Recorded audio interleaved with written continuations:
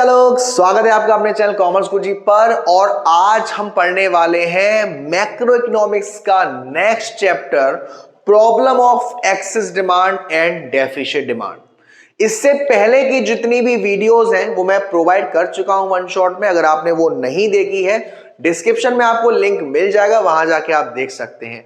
Description में आपको मेरी इंस्टाग्राम आईडी मिल जाएगी, मेरा व्हाट्सएप नंबर मिल जाएगा, वहां जाके अपने डाउट्स क्वेरी पूछ सकते हैं। और एक और इंपॉर्टेंट चीज, मैंने एक बैच स्टार्ट किया है, उम्मीद बैच, जिसमें मैं आपको लाइव मोस्ट इंपॉर्टेंट क्वेश्चंस वगैरह करवा रहा हूं। जिन बच्चों को बहुत दिक्कत है सर क्या पढ़े कैसे पढ़े, स्पेशली उनके लिए है वो, तो उसकी फीस 1000 रुपीज रखी है। जो भी बच्चे वो लेना चाहे अकाउंट्स के लिए या इको के लिए या बिजनेस के लिए ले सकते हैं।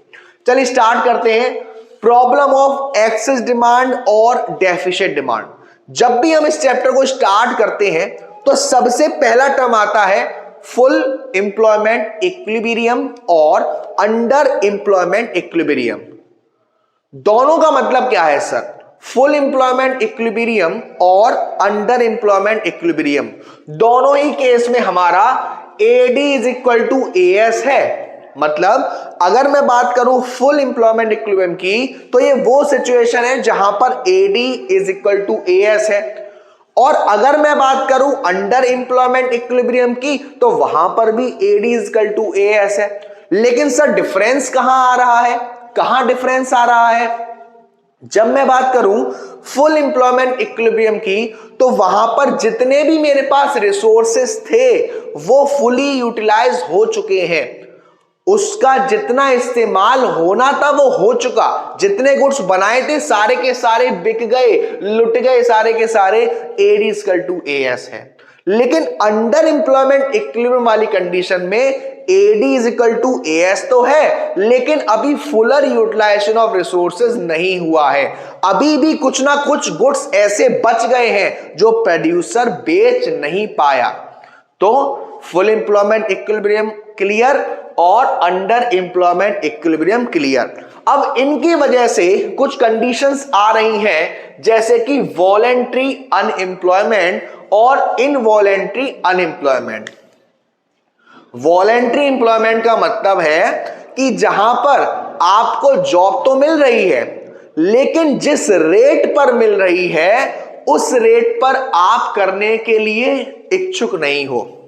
जिस रेट पर मिल रही है, जितना पैसा मिल रहा है, आपको उतने पैसे पे जॉब नहीं करनी। यानी कि शादी तो करनी है, लड़की को ढूंढने भी गए लेकिन लड़की पसंद नहीं आए, तो ये हमारा वॉलेंट्री अनएम्प्लॉयमेंट। और इनवॉलेंट्री अनएम्प्लॉयमेंट, शादी तो करनी है, कैसी भी लड़की मिल जाए, लेकिन मिल नहीं रही है, लड़की नहीं मिल रही, कुछ और मत समझिएगा। तो इनवॉलेंट्री अनएम्प्लॉयमेंट का मतलब आप जॉब तो करना चाहते हो, जिस रेट पर मिल जाए उस रेट पर करना चाहते हो, लेकिन जॉब मिल नहीं रही है। फिर आता है फुल एम्प्लॉयमेंट, जिस रेट पर आप जॉब करना चाहते हो, जैसी जॉब करना चाहते हो वैसी जॉब आपको मिल गई, उस कंडीशन को हम कहते हैं फुल एम्प्लॉयमेंट। शादी तो करना चाहते हैं और लड़की भी पसंद आ गई है, अब शादी होगी, जाहिर सी बात है, बाद में जो कुछ होगा वो तो होता रहेगा। तो तीन कंडीशन है फुल एम्प्लॉयमेंट। यहां पर आपको जॉब जैसी चाहिए थी, जिस रेट पर चाहिए थी, आपके पास अवेलेबल है। फिर आपने पढ़ा वॉलेंट्री और इनवॉलेंट्री।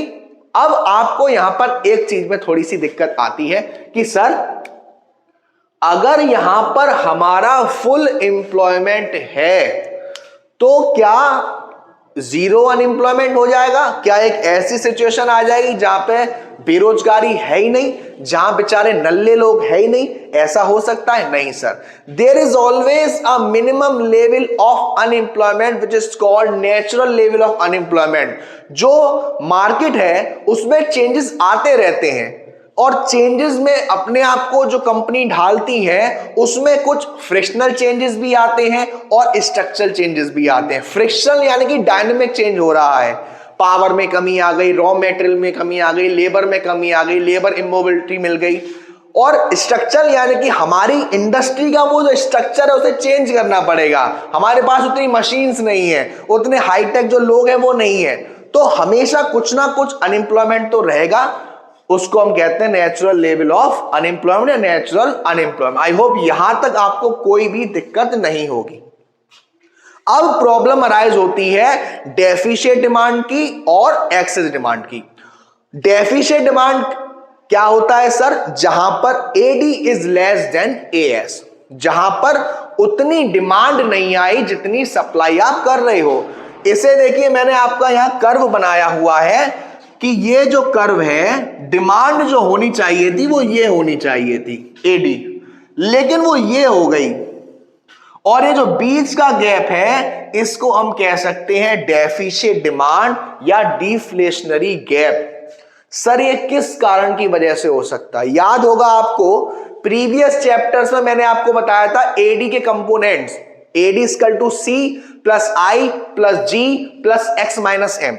इन सभी कंपोनेंट्स ने अपनी जो फाइनल गुड्स की डिमांड थी वो कम कर दी, अपना जो खर्चा था वो कम कर दिया। देखिए कॉजेज में मैंने क्या लिखा है, reduction in private consumption expenditure, हम लोग जो खर्चा करते हैं उसमें कमी आ गई, या प्रोड्यूसर जो खर्चा करता है उसमें कमी आ गई, या गवर्नमेंट जो खर्चा करता है उसमें कमी आ गई, या एक्सपोर्ट कम हो गया, इंपोर्ट ज्यादा हो गया, टैक्स रेट बढ़ गई। इन रीजन की वजह से हमारे पास कौन सी दिक्कत आई है? डेफिशिएंट डिमांड की। अब अगर डेफिशिएंट डिमांड की ये कंडीशन है तो इसकी वजह से क्या हमारे क्रिटिकल सिचुएशन हो जाएगी मार्केट में? सबसे पहले एडी इक्वल टू एएस तो है, लेकिन फुलर यूटिलाइजेशन ऑफ रिसोर्सेज नहीं है, सारे के सारे रिसोर्सेज हम नहीं बेच पाए। यानी कि कौन सी कंडीशन आ गई? Under employment equilibrium gap. ये जो बीच का गैप है इसे हम क्या कहते हैं? डिफ्लेशन गैप, जिससे इन्वेस्टमेंट कम होगा, इनकम कम होगी, आउटपुट कम होगा, एम्प्लॉयमेंट कम होगा। अनडिजायर्ड स्टॉक, अगर मान लीजिए प्रोड्यूसर ने 100 गुड्स बनाए थे और डिमांड 60 की आई, तो कितना सामान रह गया? 40 स्टॉक अभी रह गया, जो वो चाहता ही नहीं था। वो चाहता था कि मेरा सारा का सारा स्टॉक बिक जाए, लेकिन अब ये अनडिजायर्ड, ना चाहते हुए भी उसके पास ये सामान रह गया। और लॉस ऑफ प्रॉफिट, अब 40 का सामान रह गया तो वो बेच नहीं पाया वो सारा का सारा सामान, तो उसको अब जो बेचना पड़ेगा वो कम प्राइस में बेचना पड़ेगा, जिसकी वजह से उसको प्रॉफिट में कमी आएगी, प्रॉफिट में लॉस होगा। ये तो रीजन है हमारे डेफिशिएंट डिमांड के। अब अगर एक्सेस डिमांड होती है तो यहां क्या हो जाएगा? एकदम उल्टा हो जाएगा। यानी कि ये सोचा था लेकिन हो ये गया, और बीच का गैप क्या हो गया? Inflationary gap. क्या रीजन हो सकते हैं एक्सेस डिमांड के? जो यहां पर रीजन थे उसका जस्ट उल्टा कर दो। यहां पर रिडक्शन है तो increase in private consumption expenditure, जो हम लोग हैं हमने अपना कंजप्शन एक्सपेंडिचर बढ़ा दिया, प्रोड्यूसर ने अपना प्राइवेट इन्वेस्टमेंट एक्सपेंडिचर बढ़ा दिया, गवर्नमेंट ने अपना एक्सपेंडिचर बढ़ा दिया, एक्सपोर्ट बढ़ गया, इंपोर्ट कम हो गया, टैक्स रेट कम हो गई, जिसकी वजह से मार्केट में क्या हो गया? Excess demand, AD is greater than AS। अब जब AD is greater than AS होगा तो जिस तरीके से यहां पर कंडीशन आ रही थी वैसे ही एक्सेस डिमांड वाली में भी कंडीशन आ जाएगी। सबसे पहले मार्केट में क्या आ जाएगा? इन्फ्लेशन आ जाएगा सर, जिसको हम कहेंगे इन्फ्लेशनरी गैप, यानी कि महंगाई। जब हमारे एग्जिस्टिंग रिसोर्स पर इफेक्ट पड़ेगा तो हमारे मार्केट में महंगाई आएगी, इन्फ्लेशन हो जाएगा, हर चीज महंगी हो जाएगी, जिसे हम कॉस्ट वेज स्पाइरल भी कह सकते हैं। स्टैटिक जीडीपी का मतलब है कि मान लीजिए शक्ल तो वैसे ही मेरी छोले भटूरे जैसी है, अब मेरा मन करा कि सर छोले भटूरे खाऊंगा, मैं 100 छोले भटूरे खाऊंगा। मैं गया दुकान पे कि भाई साहब आज तेरा भाई जोश में है और छोले भटूरे बना दे फटाफट।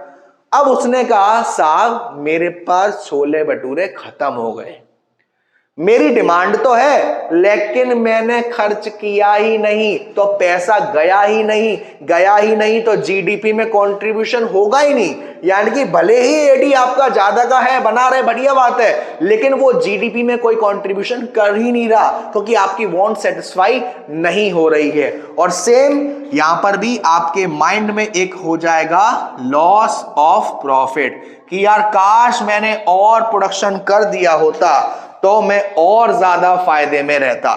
तो इसके बाद कुछ हमारे मेजर्स आते हैं। अब यहां पर कुछ कंडीशन दे रखी है, जब मार्केट में हमारा डेफिशिएंट डिमांड है और एक्सेस डिमांड है तो गवर्नमेंट के पास होती है फिस्कल पॉलिसी, जिसमें वो उसके expenditure, taxes, borrowing from RBI, इन सभी से मार्केट में जो एक्सेस डिमांड है और डेफिशिएंट डिमांड है उन सबको कंट्रोल करती है। सबसे पहले हम बात करें गवर्नमेंट एक्सपेंडिचर की। गवर्नमेंट एक्सपेंडिचर वो खर्चा है जो गवर्नमेंट करती है रोड वगैरह बनवाने में, डैम्स वगैरह, हाईवे वगैरह बनवाने में। और आपको मालूम है कि गवर्नमेंट भी एडी का एक कंपोनेंट है। अगर एक्सेस डिमांड है, मार्केट में डिमांड बढ़ गई तो जो सरकार खर्चा कर रही है उससे भी बढ़ी रही है, तो सरकार क्या करेगी, अपने खर्चे को कम कर देगी। 4 उंगली है, अब 1 उंगली कम हो गई तो लोड सिर्फ कौन कौन दे रहे हैं, बचे हुए लोग। तो गवर्नमेंट एक्सपेंडिचर अगर मार्केट में एक्सेस डिमांड की कंडीशन है तो सरकार अपने खर्चों को कम कर देगी, और अगर डेफिशिएंट डिमांड है, कम है डिमांड, तो सरकार अपने खर्चों को बढ़ा देगी ताकि ये कंडीशन ठीक हो सके। दूसरे टैक्सेस। टैक्सेस गवर्नमेंट लगाती है हम लोगों पर। अगर मार्केट में एक्सेस डिमांड है तो सरकार टैक्स को बढ़ा देगी ताकि हम पर टैक्स का बर्डन ज्यादा पड़े, ताकि हम डिमांड कम करें। तो एक्सेस डिमांड वाली कंडीशन में सरकार टैक्स क्या कर देगी, इंक्रीज कर देगी। और डेफिशिएंट डिमांड वाली कंडीशन में सरकार अपने टैक्स को कम कर देगी। टैक्स कम कर देगी तो हमारे पास और पैसा बचेगा जो उससे हम डिमांड करेंगे और डेफिशिएंट डिमांड कंडीशन ठीक होगी। फिर है हमारी पब्लिक बोरोइंग।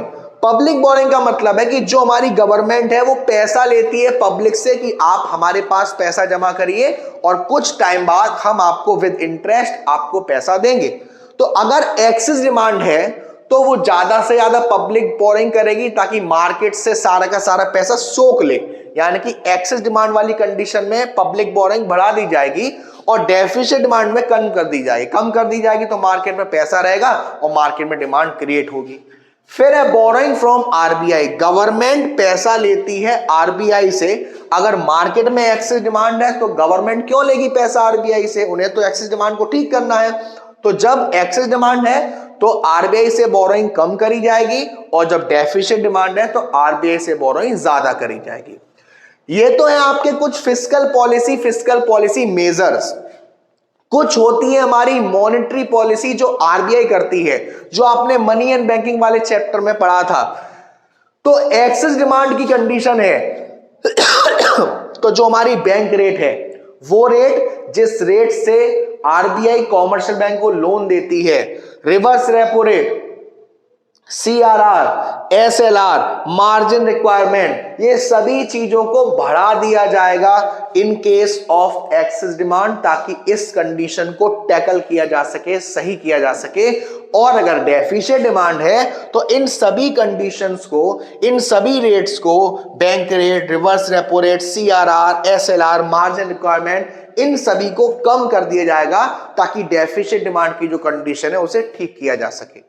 तो उम्मीद करता हूं आपको पूरा ही चैप्टर बहुत अच्छे से समझ में आया होगा।